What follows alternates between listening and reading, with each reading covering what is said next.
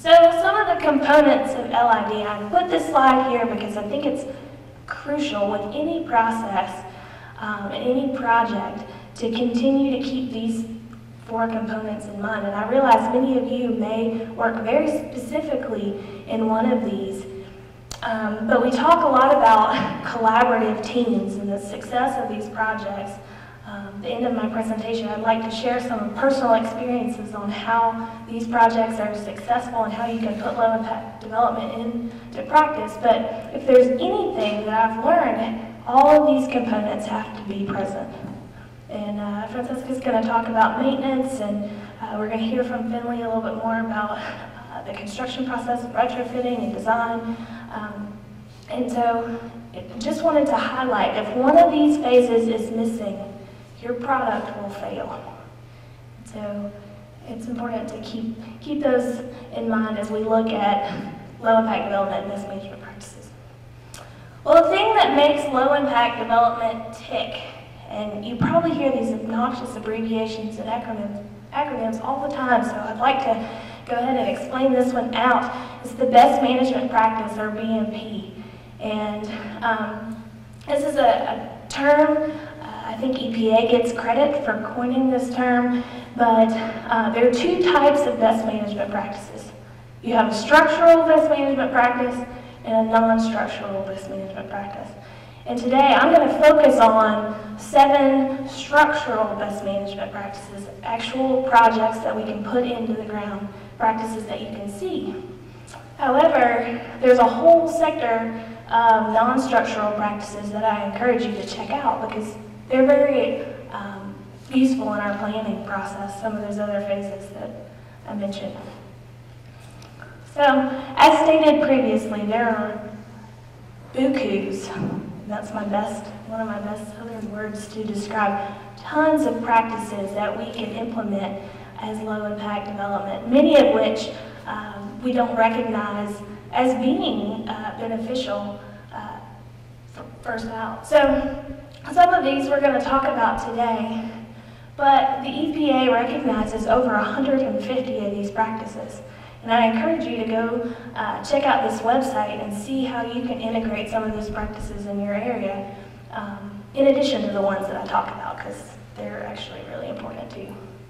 There again, before we jump into some of the practices and in more detail about their design, one of the questions that I get all the time, and I'm sure you're wondering, well, where is LID applicable? Can I take this home and do it in my city? And of course you can. Low impact development began in Prince George's County, Maryland, and so we hear a lot, and we may see a lot of studies. There's been tons of research, over 30 years of research. Francesca and I were talking yesterday. Florida has a lot of these resources. I threw North Carolina on here because that's where I'm from, and that's where I grew up seeing some of these practices put in place.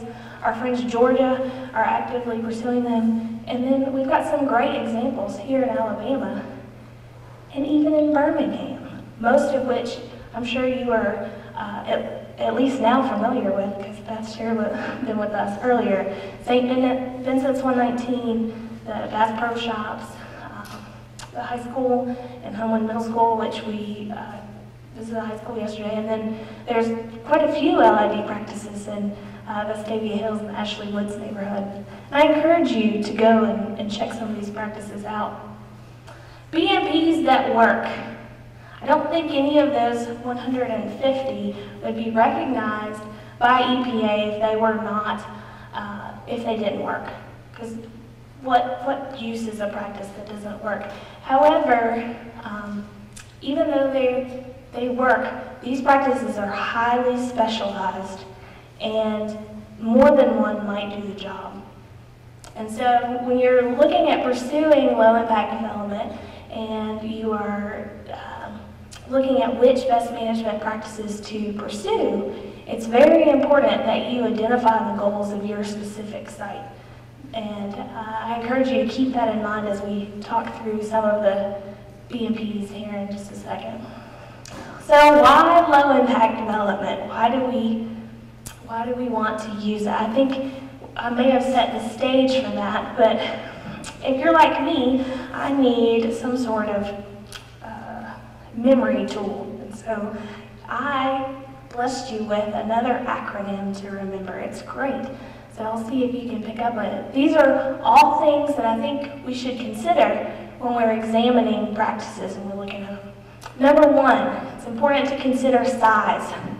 Some of these practices can be extremely land intensive, and we may have sites in mind, and we need to consider the size of the project and what it needs to be a best management of practice as opposed to just a good one. Of course, sort of the elephant in the room, the cost of the project. I'm not going to stand here and tell you that some of these projects are super cheap. It's been proven, showed you several studies, that we can get a return on these projects, but sometimes there's an initial cost involved. And so we have to plan for that, think about that, and relate that to the goals of our project as well. Removal efficiencies. As you read some of the literature and you look at some of these practices in detail, many states and cities have assigned removal efficiencies associated to these projects. So we can assume that if the project is planned for correctly, designed correctly, constructed properly, and maintained, that we get a percentage removal of things like total suspended solids or sediments, or phosphorus and nitrogen, nutrients that we're concerned about. So keep in mind those removal efficiencies and how those tie into your areas of concern. So if you have a 303 delisted stream in your area that has very high amounts of total nitrogen, you may want to look at practices that target removal of nitrogen. So we want our best management practices to be pretty. These practices are functioning, but we also want them appealing. Part of low impact development, earlier I mentioned that it's integrated into our communities and these areas, and there's, in my opinion, not a whole lot more ugly than a big pile of riprap. And so we have tried to move away from some of these hardscapes and make things a lot more pretty. We need to consider maintenance. Later on today, you're going to hear an excellent presentation on maintenance, and I hope that I can't reiterate the fact that none of these practices will come without maintenance. They may be low maintenance, but they do not forego maintenance. Through in phase 2 compliance.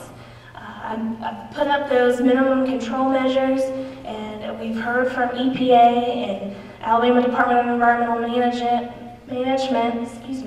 that we will continue to hear about these minimum control measures and how we can assess our best management practices.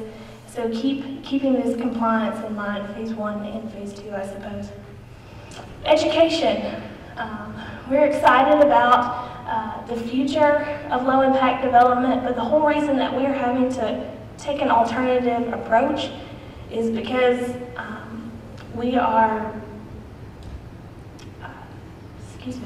we're trying to correct things that may have been our best efforts in the past.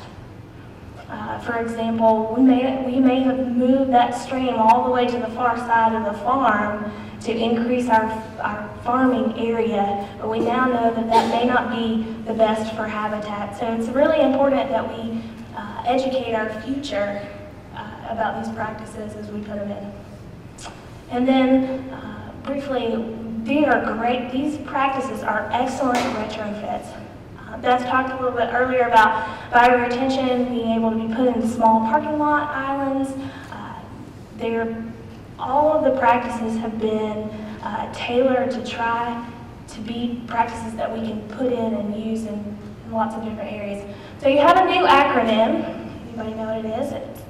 It's very fun to say, SCRAMPER. So as we talk through these BMPs, keep SCRAMPER in mind. And I really wish I had some little obnoxious hand puppet or something that we could call SCRAMPER, but I don't. So keep all of these things in mind and remember that as you're looking at best management practices.